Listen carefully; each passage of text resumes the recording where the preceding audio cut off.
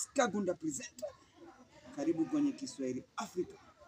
Naam, leo nina kitu kipi ambacho kinajulikana kama je wajua nchi ya Iceland, nchi ambayo haina wanajeshi, ina polisi peke yake.